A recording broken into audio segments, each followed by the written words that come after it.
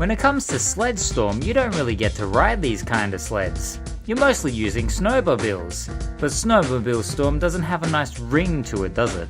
Sled Storm was published and developed by Electronic Arts, releasing July 31st, 1999 in the NTSC region and August 11th, 1999 for those in the PAL region, and came out for the original OG PlayStation 1, PSX, whatever you want to call the granddaddy. The game starts with a cool, no pun intended, intro with in-game and real-life snowmobile races and tricks with plenty of hardcore tumbles and fails. They're kinda hard to watch, so I'm gonna skip it. Entering the menu, an assortment of choices are granted to us. There's simple modes like quick races, time trials, multiplayer that ranges from 2 to 4 players, so make sure you have a multi-tap expansion, yo. But the main meat applied to this game is the championship mode, which I believe to be a requirement if you want more racetracks and faster sleds later on. You have some rad 90s characters, including some super creepy ones, like this guy. What even? And they all contain different personalities that add a small oomph of charisma to the game, but choose wisely because they'll be cracking up one-liners every time you accomplish a trick. Let's play. My favorite. While they have different stats, the outcome isn't too bad in championship mode as each race provides upgrades to the sled. You can upgrade it to the point where it's really fast or has a flowing drift on each turn. Whatever floats your boat, or sled, or snowboard, whatever. I prefer stabilization. Anyway, let's drive into the sled racing. Immediately, the presentation is full of 32-bit pixelated detail. While the frames are chugging a little bit, I can understand why, as there is a lot going on screen.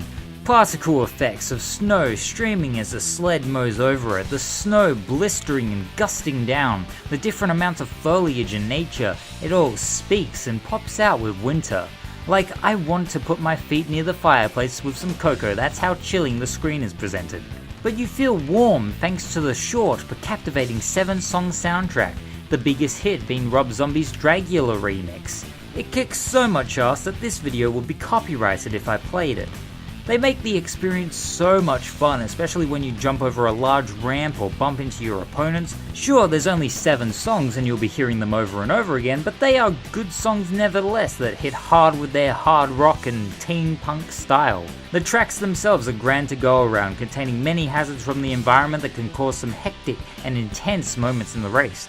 There'll be cliff sides, large portions of ice, icy water, slippery slopes, rocks, crevices and trees. It's crazy, but that's nature for you, and what is splendid is the multiple pathways that can be taken.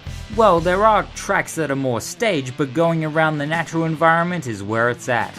There'll never be a moment where you'll be bored within the race, and weather also plays a big part in it. You can change the forecast to be clear as a bright sunny day, drizzling with heavy rain, or snowing as if it were Christmas time.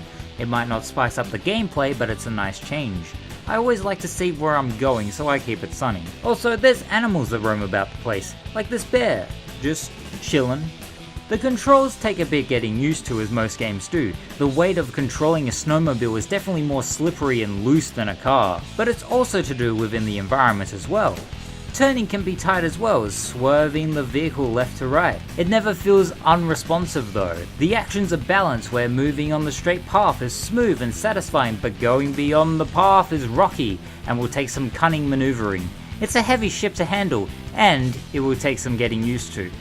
You accelerate with the X button, circle to reverse and brake, and I recommend the D-pad over the analog stick. Combining the L1 button and moving the D-pad leads to easier turning on corners and drifting. When you're up in the air, you'll gain time to perform some tricks for points. Holding R2 and pressing any D-pad combination will give you that sweet stunt. It will usually lead to crashing if not performed wisely. Speaking of points, they help you in purchasing better upgrades for your snowmobile. Not only do tricks work, but hitting signs as snowmen does the job well. Sadly, for the big points, you'll have to run over a rabbit or two. It's rather harsh, but I usually do it on accident. They just come out of nowhere. The game isn't the best as a single player experience. It is fun as a multiplayer party game.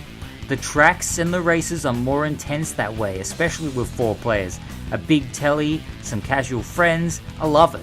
It's more chaotic than Crash Team Racing or Burnout Free. Well, maybe not so much Burnout Free, but you get what I mean. Hopefully. Sled Storm is a crazy fun snowmobile game that delivers on the intensity of these kinds of races. There's enough variety to keep you occupied for a few hours, and it's a grand game to bring to a friend's house for some fun competition. Get your snowmobile pumping, and I'll see you the next time within a galaxy far away. Ta-ra.